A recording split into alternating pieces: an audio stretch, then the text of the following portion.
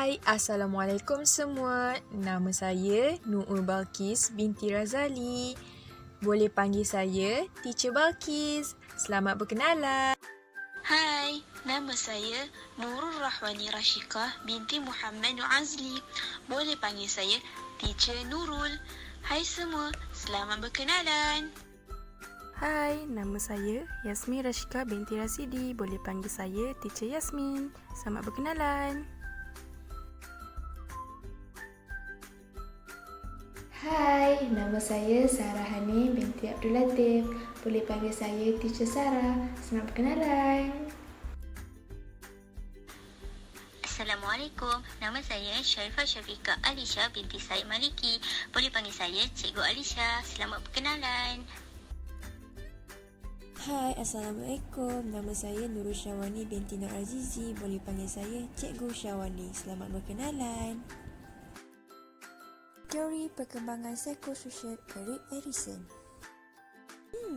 Siapakah Erik Erikson Bermulalah sejarah hidup Erik Erikson.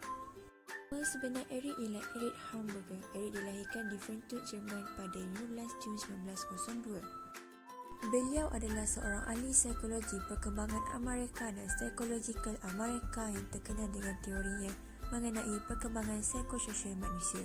Erik Erikson mungkin paling terkenal kerana membina identiti fasa. Apakah teori perkembangan psikososial? Teori perkembangan psikososial adalah salah satu teori kepribadian berkembang dalam beberapa tahap. Teori Erik Erikson ada 8 tahap perkembangan yang akan dilalui oleh manusia. Setiap tahap dalam teori Erik Erikson berhubung dengan kemampuan dalam bidang kehidupan. Jika tahap itu tidak diuruskan dengan baik, maka ianya akan mempengaruhi tahap perkembangan seseorang itu. Oleh itu, dalam setiap tahap perkembangan psikososial seseorang, Erik Erikson percaya setiap orang akan mengalami konflik atau krisis yang berhubung rapat dengan perkembangan yang akan dilalui seseorang itu. Bermulalah penerangan tahap psikososial Erik Erikson.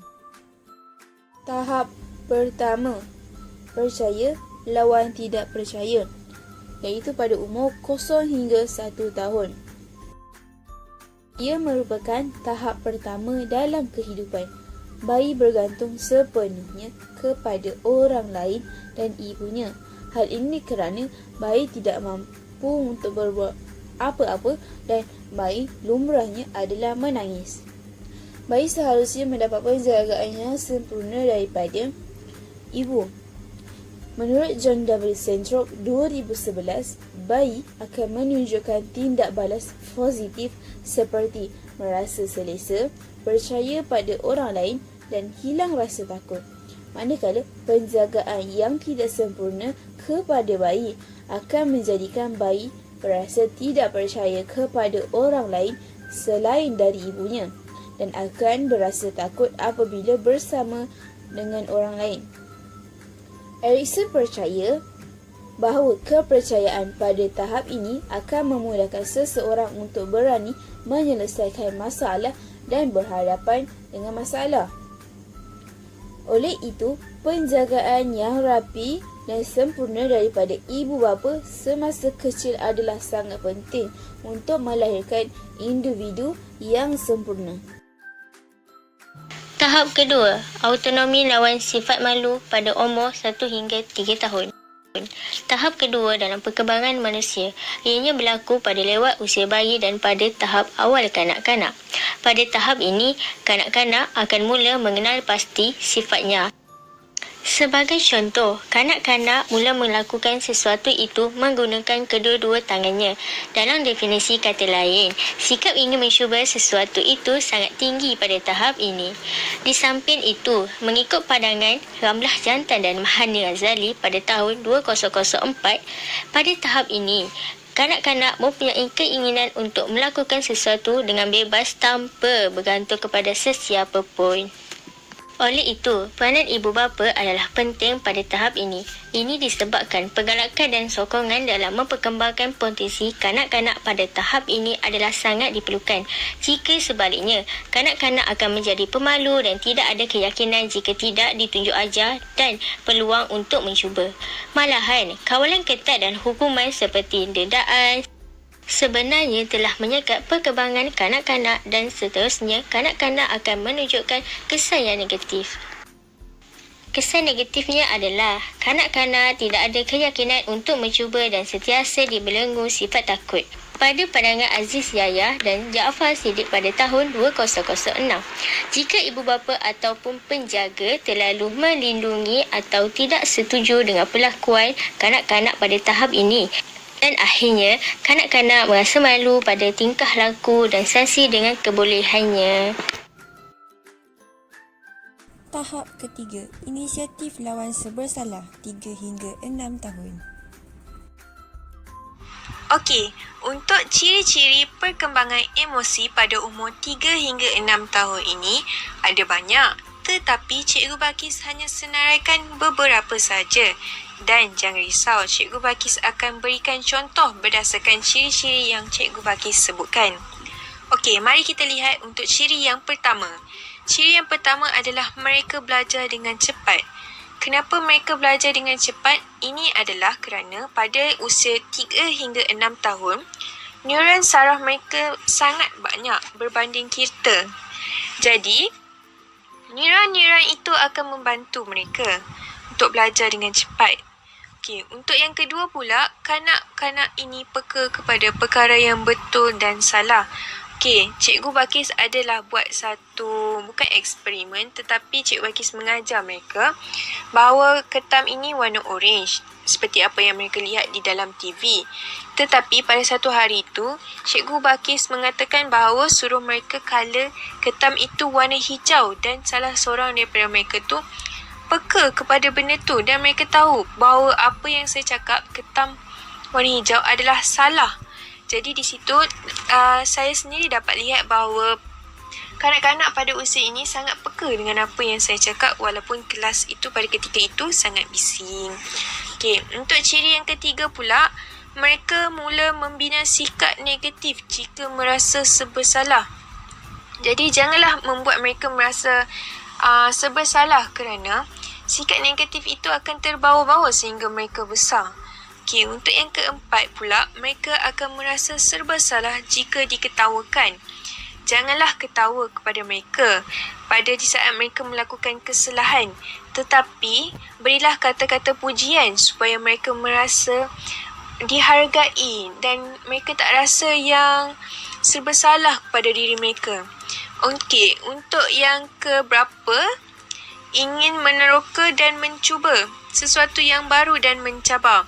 Okey, apa yang saya dapat lihat lah kanak-kanak pada usia sekarang ni, mereka ni sangat suka mencuba dan meneroka. Contohnya, mereka akan cuba menggunakan kerusi untuk dijadikan kereta api dan mereka akan membuat seperti kereta api itu bergerak. Contohnya, mereka akan duduk atas kerusi itu dan bergerak sedikit dengan menghinjut badan mereka. Jadi kita pun sendiri tak pernah terfikir pasal benda tu.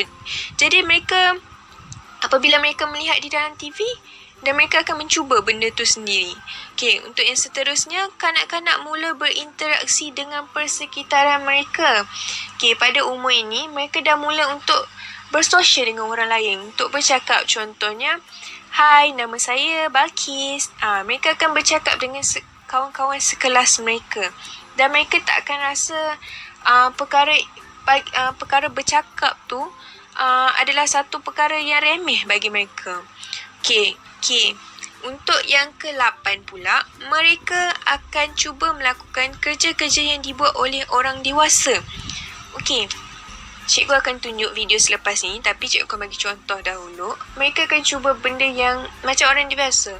Contohnya, seperti apa yang saya dapat lihat. Contoh, kalau kita memasak, mereka akan rasa ingin untuk memasak tu. Contohnya, mereka akan suruh ibu bapa mereka membeli peralatan memasak. Jadi mereka akan belajar memasak daripada situ. Lepas tu ada yang suka mengangkat kotak, suka yang mengikut bapa mereka pergi ke gym walaupun usia mereka 3 hingga 6 tahun ni. Tapi mereka rasa bahawa mereka boleh lakukan seperti mana ibu dan ayah mereka lakukan. Dan untuk ciri yang terakhir adalah perkembangan ketika ini tidak boleh disalah asuh kerana akan menyebabkan kanak-kanak hilang inisiatif untuk menyendiri dan akan menimbulkan masalah apabila memasuki alam persekolahan. Jadi, ajarlah mereka pada waktu ketika ini dengan baik dan janganlah marah mereka ataupun melakukan perkara-perkara yang tidak elok di hadapan mereka. Kerana kita tengok balik untuk ciri yang pertama, mereka belajar dengan cepat. Jadi mereka akan rasa bahawa dengan cara memarah ataupun dengan cara yang lain akan membuatkan mereka boleh melakukan di usia-usia mereka yang akan datang. Dan jangan membuatkan mereka rasa bersalah jika mereka melakukan perkara-perkara yang salah. Jadi, didiklah mereka supaya kalau bukan mereka, siapa lagi yang akan memimpin dan membantu negara pada masa hadapan. Dan janganlah pernah mematahkan semangat mereka di usia yang muda ini. Kami menyediakan satu contoh video kanak-kanak mengikut ibu bapa membeli barang dapur.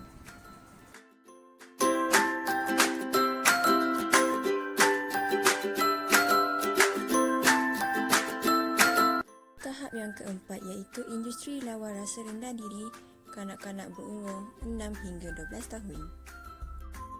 Peringkat ini berlaku pada awal usia 6 tahun sehingga awal remaja iaitu 12 tahun. Perpindahan daripada awal kanak-kanak kepada alam dewasa ini, manusia akan berdepan dengan krisis yang lebih mencabar. Pada peringkat inilah manusia mula menggunakan kemampuan kognitifnya dan kekuatan mental mereka. Pada peringkat ini juga kanak-kanak belajar mengenai aktiviti sosial dan intelektual yang diminati oleh masyarakat. Ia terpengaruh daripada persekitaran luar mula memainkan peranannya. Manusia pada ketika ini tidak lagi berfokus dalam institusi kekeluargaan sahaja, akan tetapi lebih luas. Contohnya, kanak-kanak pada tahap ini bukan sahaja kenal ahli keluarga mereka, malah mereka akan kenal lebih ramai orang lagi seperti guru dan rakan sebaya. Akhir sekali, kanak-kanak membentuk rasa rendah diri apabila orang lain mencari kesalahan dengan usaha mereka untuk menjadi berguna kepada orang lain. Contohnya, ibu bapa sentiasa membandingkan keputusan anaknya dengan orang lain. Ia menyebabkan kanak-kanak itu akan merasa rendah diri kerana mereka tidak dapat capai tahap mereka dengan usaha mereka sendiri selama ini. Kesimpulannya, ibu bapa haruslah memberi galakan dan sokongan untuk membantu kanak-kanak berasa bangga dengan kebolehan mereka. Sekiranya tiada galakan dan sokongan daripada ibu bapa, mereka akan merasa rendah diri dan minat mereka yang bersungguh tadi akan satu merendung. Rasa rendah diri ini akan menyebabkan mereka menjadi terasa dan tidak ada keyakinan dan semangat untuk melakukan sesuatu aktiviti. Tahap kelima, identiti lawan kekeliruan peranan, iaitu pada umur 12 hingga 20 tahun. Tahap ini melibatkan remaja awal dan remaja akhir. Pada tahap ini, remaja akan cuba berusaha mewujudkan identiti dan persepsi sendiri terhadap dunia mereka. Menurut Erik Erikson, pada tahap ini, remaja mencari identiti dirinya dan cuba mencari jawapan kepada persoalan. Mereka juga mula memikirkan diri mereka sebagai bakal teman hidup, ibu bapa dan ahli masyarakat. Usaha remaja mencari identiti mungkin menjadi bertambah sukar dengan terdapatnya pelbagai pilihan. Menurut Aziz Yahya 2006, tubuh badan pada tahap ini mengalami perubahan biologi dan hormon yang menghasilkan naluri kesedaran kendiri.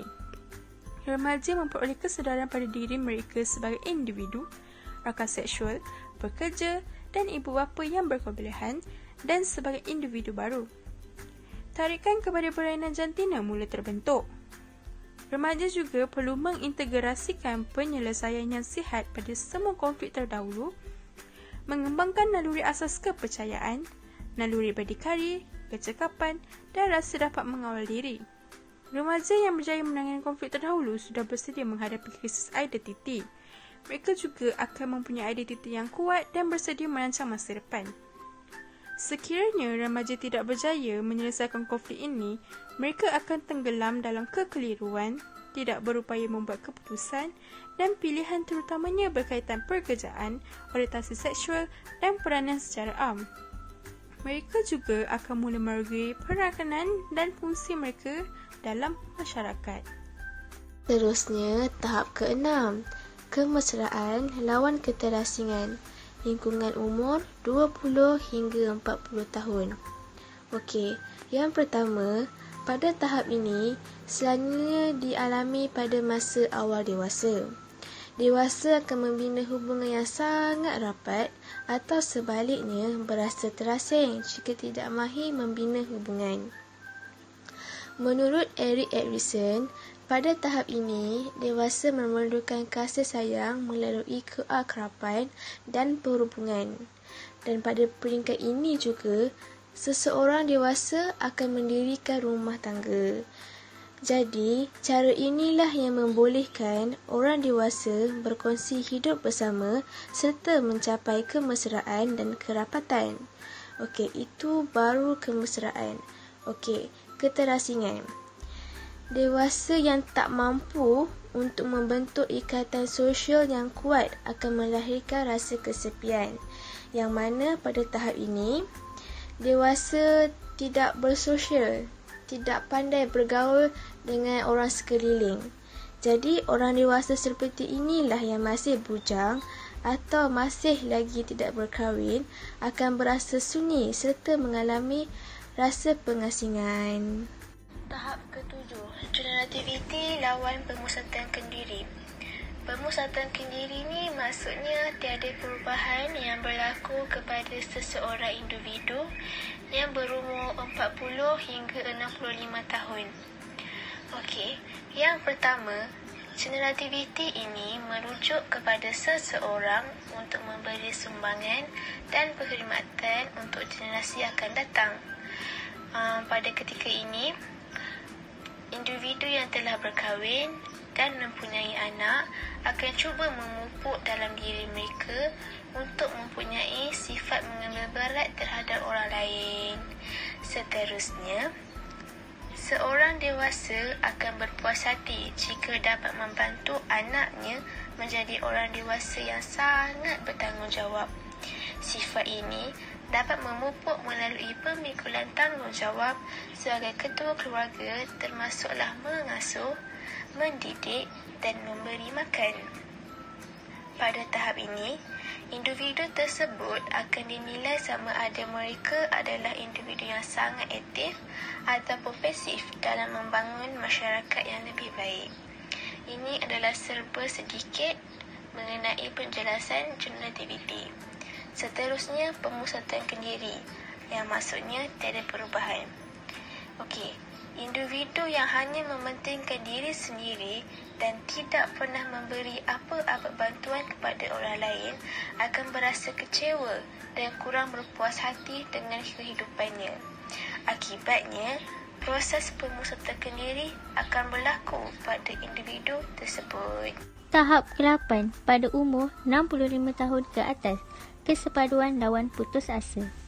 Pada tahap ini adalah kemuncak perkembangan iaitu berkaitan dengan kejayaan hidup berkeluarga.